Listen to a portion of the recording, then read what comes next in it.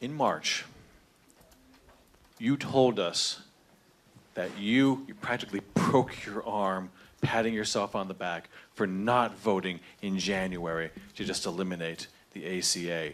You told us that that was because you didn't think that healthcare could be solved in a couple of months. It's too complicated. It took you 3 weeks.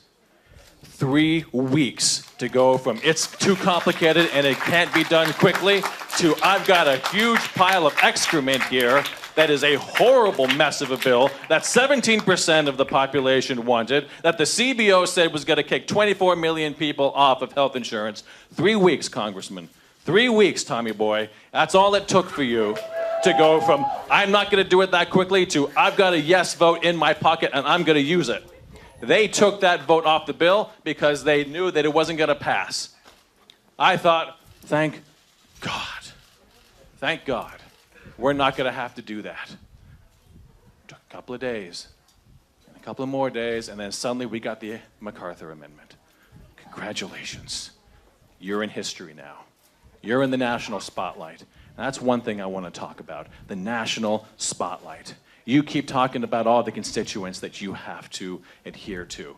And over in this county, they believe one thing, and over in this county, they believe another thing. And you're trying to thread that needle. Well, you haven't threaded it at all. Everyone that is going to be losing from this, you have not addressed. You have not addressed it properly. You have not addressed it fully. You have ignored us. I have called your office incessantly, and I get people who don't know what's going on. I don't get any return phone calls. If I ever fax or email, I get a form letter that informs me about what I contacted you about and why you can't do anything about it because it's still in committee. You look forward to taking my opinions into consideration. You have not taken my opinions into consideration. Too complicated. It's not going to get done in months. 3 weeks. I don't understand. What's your question? Oh, we haven't even begun. I'm not done with you yet. I got the mic, and I'm not going anywhere. Turn off the power. I got a very loud voice. This ain't over yet. My wife was diagnosed with cancer when she was 40 years old. She beat it, but every day, she lives with it. She thinks about it. Every pain, every new something going on somewhere, is it coming back? Is this cancer? Do I have it again? Is it going to kill me this time? Is it going to take me away from my children? Speaking of which, my children both have pre-existing conditions from birth. One cardiac, one thyroid. You have been the single greatest threat to my family in the entire world. You are the reason I stay up at night. You are the reason that I can't sleep. What happens if I lose my job? I'm very fortunate, sir. I have a really good job, and I have really good health insurance, and we can all have peace of mind. But now my wife, who every day is wondering if she's going to get cancer, is it happening now? Well, it didn't happen now, but what about now? Now also has to contend with, what if my husband loses his job? If I lose my job, we can't afford COBRA. We can't afford to get private insurance. We get it from my employer.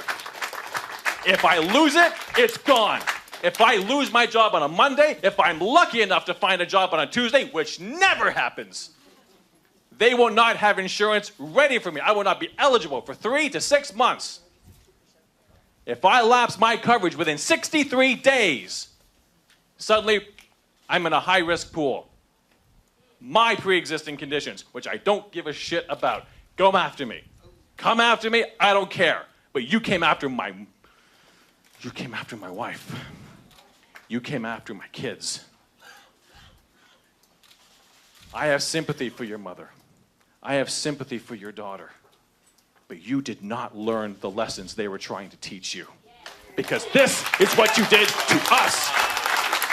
In this district, you do not listen. But your actions affect the entire country. There is no one in this country that your actions are not going to affect. So everyone's voice is important. And when 17% of the population said, don't do it, you did it. This man is correct when he said that you brought it back from death. Ryan said it's dead. Trump said it's dead. And you said, nope, I got a better idea. Last time in Waretown, you told us that you went to Congress to fix problems, that you didn't want to decorate a chair, that you didn't want to choose between being an obstructionist and I want to get something done. That was the keenness of your intellect, that you only had two choices in front of you. Don't be an obstructionist or make something better. Well, there was a horrible bill available to you from a horrible group of people who believe that we don't deserve health insurance. They have said it on TV, on camera. Well, then you're not paying attention. And that's your responsibility. They said it. They said that if we get sick, it's our fault. These are the people that are in your party, that you're working with. These are the people that came up with a plan that's going to kill millions of people. The CBO scored it. 24 million people off of health insurance. And they called that choice. Like we're choosing not to have health insurance if we can't afford it. That is insulting. That is detrimental to the mental health of us as a nation. But all of this, all of it, totally misses the point. Healthcare is not a good. You do not buy health insurance the same way you buy a car, the same way you buy a house. Those are already complicated things to do. You got to know about cars, you got to know about houses, at least a little bit, but there are reasonable ways to be educated on those things and make reasonable choices. I work in healthcare, sir. It is complicated. The only one that doesn't believe that it's complicated is an orange-haired buffoon sitting in the White House.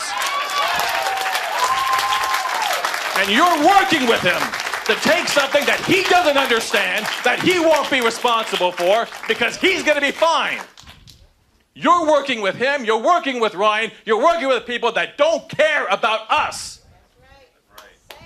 If you want to make something better, you could have made the ACA better directly. You could have made sure that all the funding that you're saying that we need right now, just put it in there. Introduce a bill. Show me what you're made of. Show me that you know what's going on, that you can actually do something instead of siding with people that clearly, by the virtue of their own words, do not care. They want their money back.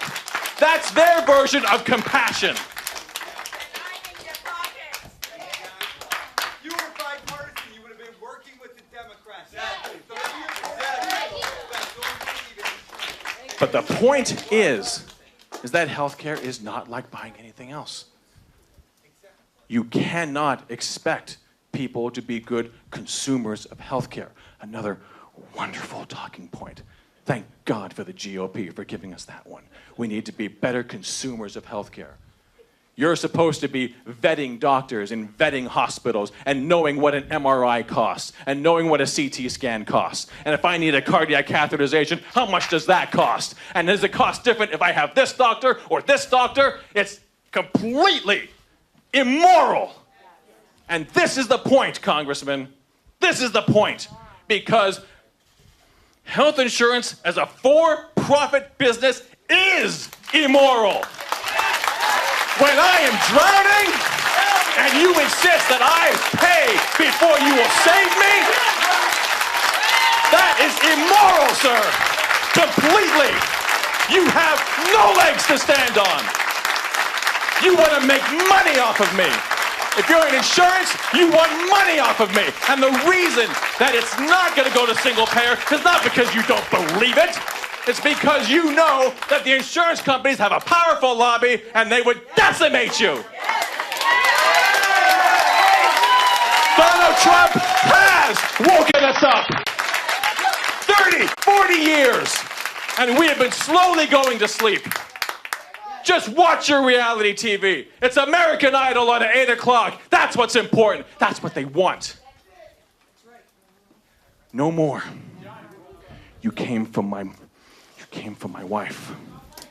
I will not forgive. I will not forget. I don't want to hear your response. I'm not interested. I've heard it already. I heard it in Waretown. I've been watching you on TV, and I read the bill that you sponsored. I read the one that you were willing to say yes to. I know exactly what's going on, Congressman. I'm not an idiot. I see it. Everyone here knows what's going on. Everyone in the country knows what's going on. You owe it to everyone. Your fundamental principle is flawed. I don't have any choice with an insurance company. I have no value to an insurance company. I can't do anything to their CEO. I can't do anything to their employees. Nothing. I can argue till I'm blue in the face. But a single payer run by the government, oh yeah, it's got problems, but it's also got elections, and you're gonna find that out in 2018.